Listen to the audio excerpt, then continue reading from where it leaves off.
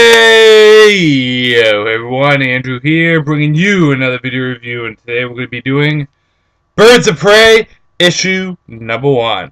Take a look at this comic cover right here. Boy, does this comic have shoes to fill.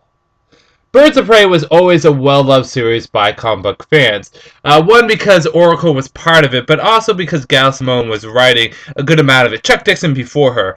And both of them handled the comic very nicely. Chuck Dixon handling female characters in a time when female characters weren't necessarily handled that well. And Gail Simone just doing a fantastic job with dialogue and the interactions between the characters. Birds of Prey was a great series. It may have not always been the top selling, but people loved it.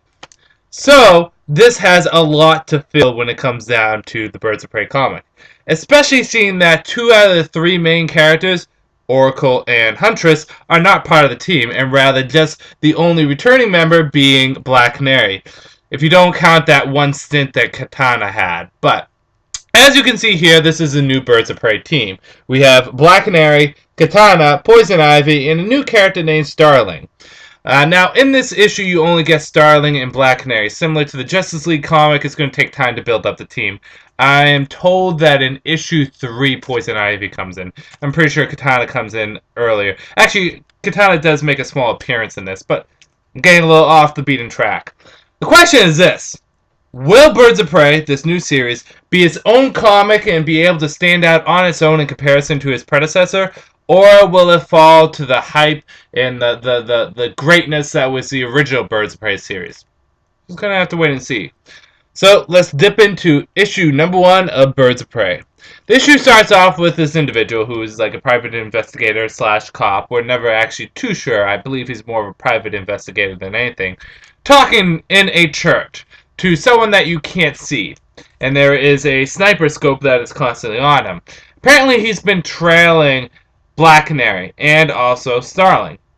And right about when he's going to get killed, shot at, Starling busts through the church with a car and rescues him. And right when she's about to get shot, she is rescued by Black Canary. Now, make note that when it comes down to Black Canary, all her skills and powers seem to be intact from the previous continuity. Her relationships with like Green Arrow and stuff, I don't know. Hopefully not.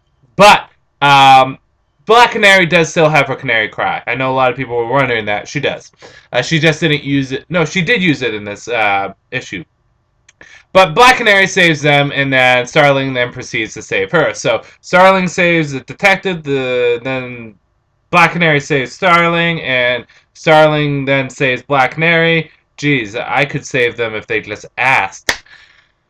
Anyways, the 3 of them get into a little bit of a conversation about how they knew he was trailing her, and they even make reference to a point where Barbara Gordon was given an invitation to join the team as Batgirl, and she didn't.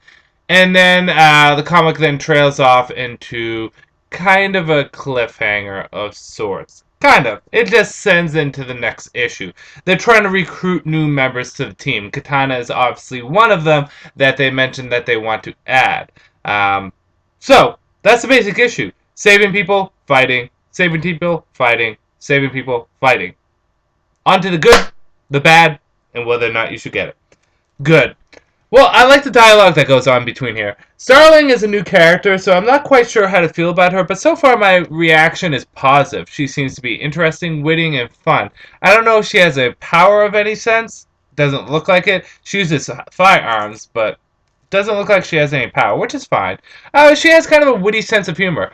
One of the funny things she said is when she's driving in the church and knocking through all the balconies and stuff, the guy's like, "Are you sure you want to do this?" And she's like, looks back at him casually like this, just like, "I'm the one here that's, tempting eternal domination, so calm down, calm down." Or something to that effect.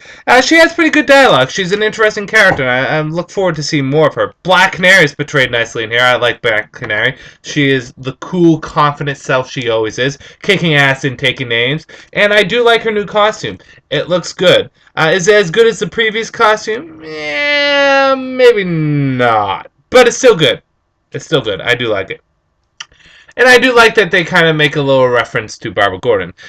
it's not actually confirmed whether or not the previous Bird of Prey stuff happens, but it's nice that they at least included Barbara in some way, shape, or form in the first issue. Bad. I can't really think of too much bad other than the full team isn't actually here. It's just Starling and it's Black Canary. We don't even get too much about Starling, which I would like to see more of. But then again, you can only cram so much in the first issue. Whether or not you should get it.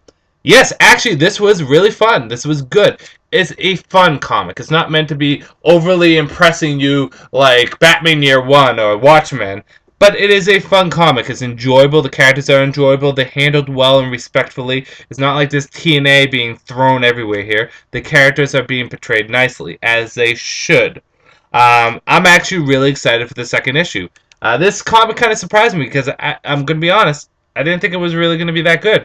But it turned out to be a surprising little comic. Hey, it's a comic.